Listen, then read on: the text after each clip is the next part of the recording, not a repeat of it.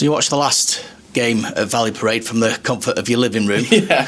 How much did you shout at the screen then? A lot, to be fair. Probably definitely a lot more comfortable, I think, than tomorrow, isn't it? But yeah, no, I watched that from my sitting room, and I could see what they were all about. I've watched them a couple of times this season on Tuesday nights when we've maybe not had the game as well. I tuned into a couple of games, and you know exactly what you're getting there, I think.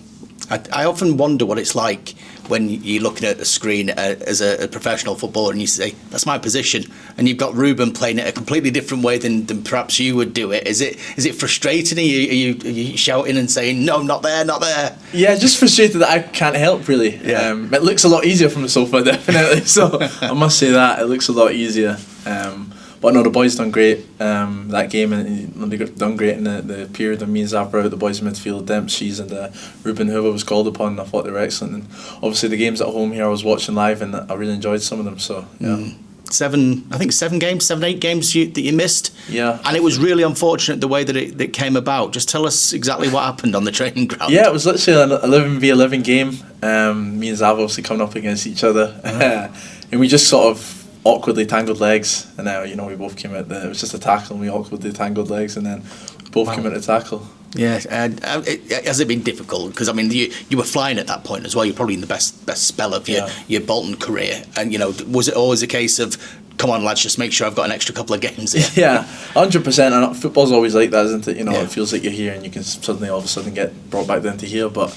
It's something that I had to deal with, and luckily I actually had Zav by my side in rehab, so we done our rehab a lot together, and we get on really well, so that was actually a positive about the situation. Yeah, it strikes me that this game, this second leg, is going to be your type of game. Really, it's going to be roll your sleeves up, make sure you win those second balls. Get your knees dirty if you need to. Yeah, definitely. One I really enjoy. Should be competitive, especially in the middle of the park. They've got competitive players as well. And one that I really enjoy, and I will roll my sleeves up, and yeah, I'm excited.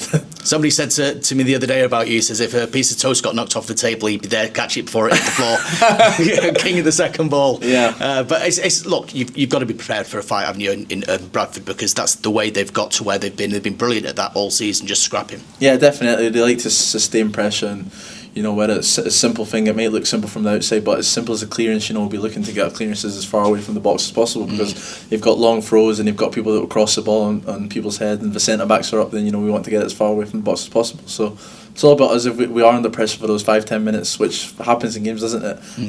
It's about how we deal with it as a team, and we'll all challenge that. I think the back line, the midfield, and the strikers, maybe not strikers, but the rest of us will all look forward to. Yeah, I mean, to be fair, I thought Ibby in that game we were talking about there, he was absolutely marvellous. I think he won more duels than anybody else on the pitch. Yeah, he was like a man possessed. He certainly let us know when he came on the pitch. He was saying how many slide tackles he won. Obviously, those two had a good battle in the first game as well, didn't they? And obviously, it carried on to the second game, and I'm sure tomorrow, whatever happens, they might go at it again. But you also know that you have got that quality at the top end of the pitch. A moment of magic like Mario produced on Saturday, that's what playoffs are all about. It may just come down to that one bit of quality. Yeah, exactly. Football's all about moments, and we've got real match winners in our team at the back and the front, and boys coming off the bench as well, wherever that may be. So yeah, as a team, we're excited, and we're confident, quietly confident about tomorrow, and it'll be a game we're looking forward to. And you got asked there if you're allowed to dream. Does it play on your mind coming into a game like this? How much do you think about it when you step away from the training ground? Can you live a normal life?